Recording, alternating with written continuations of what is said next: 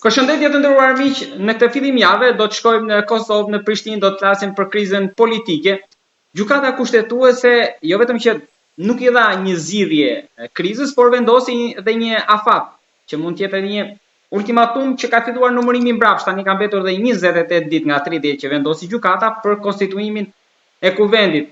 Por ky vendim i gjykatës kushtetuese, a zgjidhja apo krijoi më shumë probleme, për këtë do të flasim më së miri me profesorin Flamur Hyseni, profesor i teorisë së shtetit dhe së drejtës në Fakultetin Juridik të Universitetit të Prishtinës. Profesor Hyseni, faleminderit shumë. Mirë se takohemi prapë kështu në këtë linjë virtuale. Të falenderoj shumë për ftesën.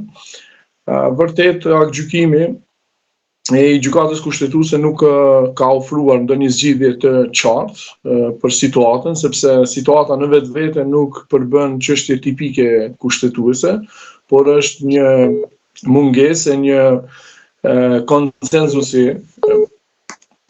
është një mungesë e një konsenzusi politik e cila çon drejt një arritje të marrëveshjes paraprake për të zbatuar kushtetutën në këto situata.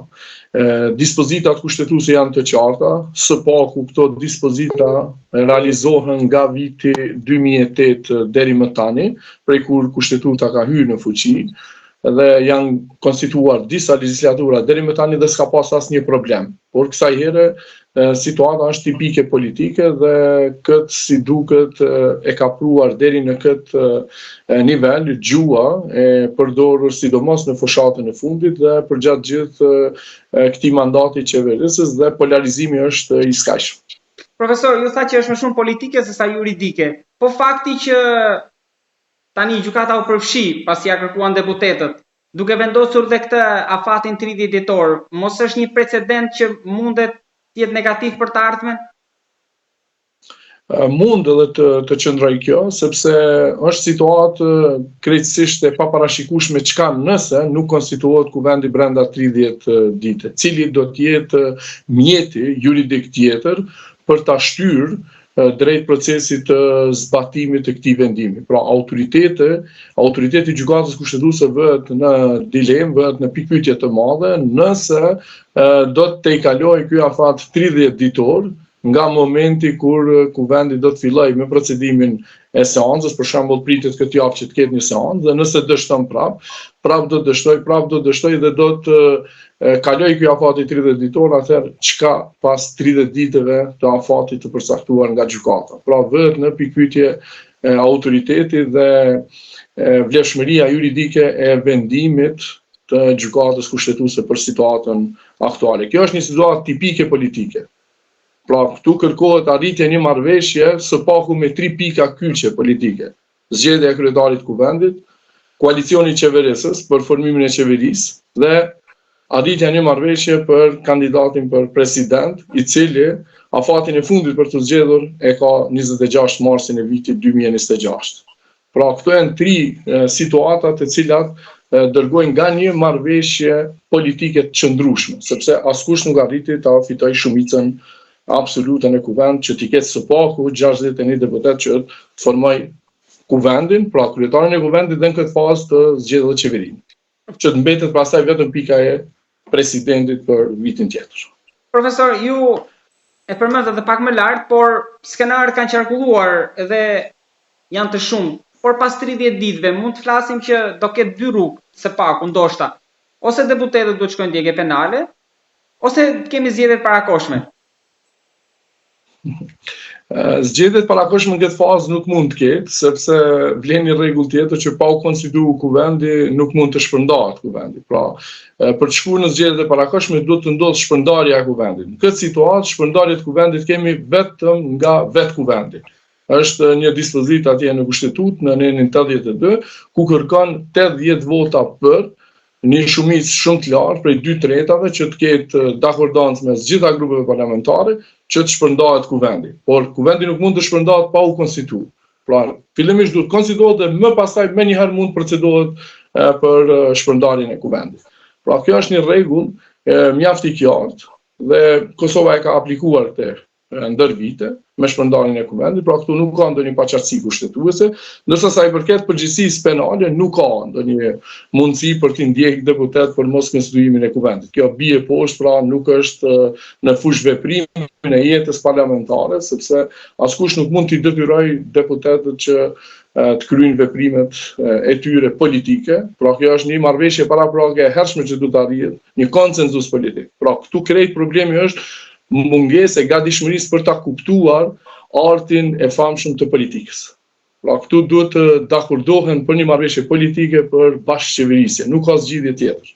Pra këtu duhet gjendet një partner i koalicionit.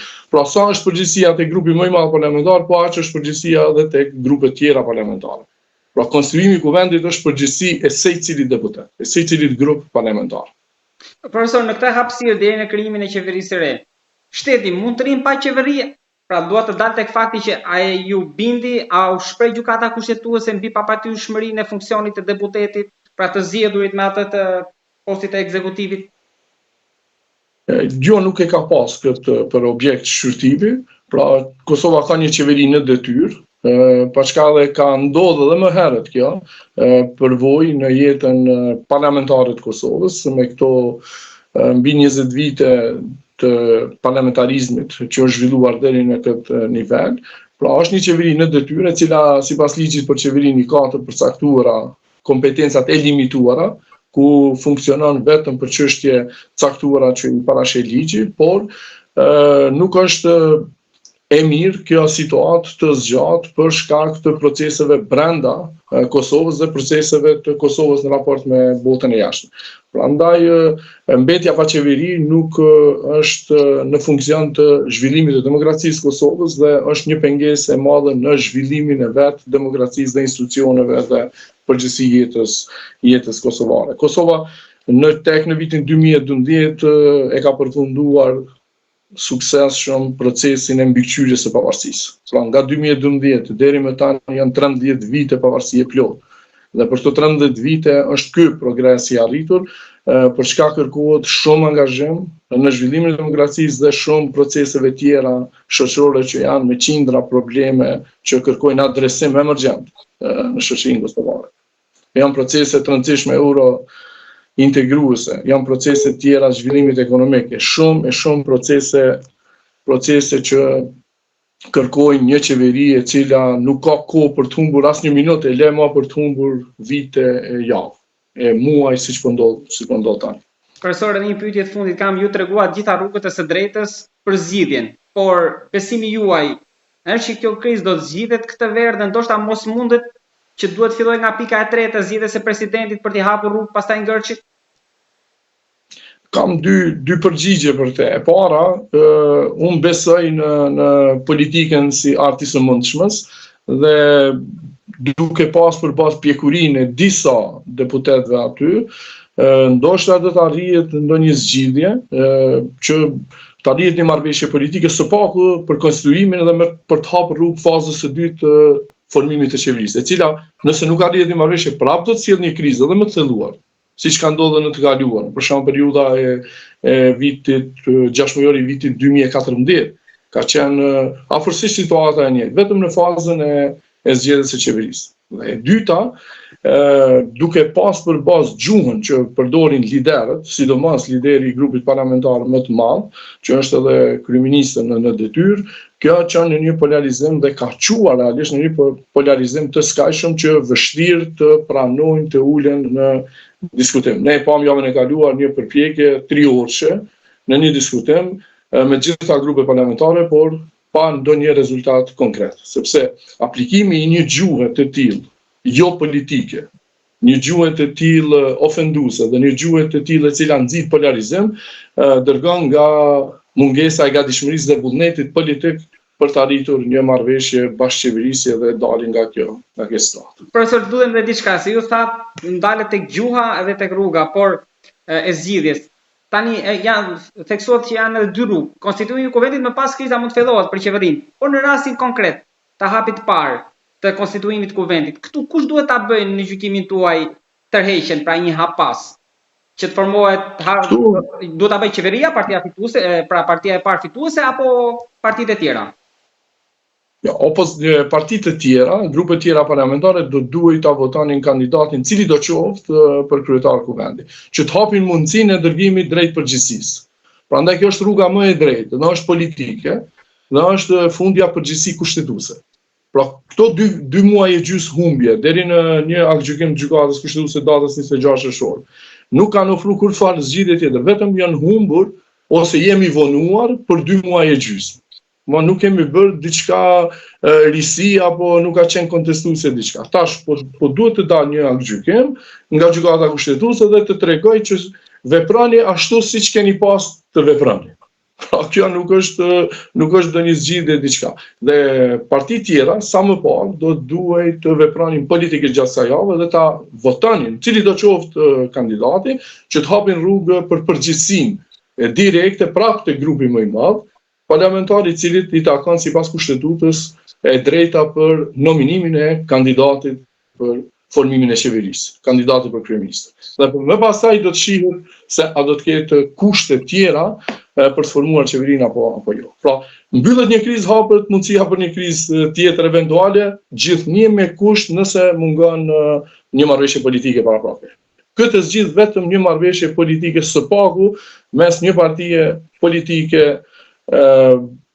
tjetër nga radhët e 3 partive për të bashkëpunuar me grupin më të madh parlamentar. Zoti Juseni, të falenderoj shumë për gjitha shpjegimet ligjore për këtë çështje që duket se do të vazhdoj. Edhe të uroj javë të mbarë. Faleminderit, gjashtë punë të marr. Faleminderoj shumë.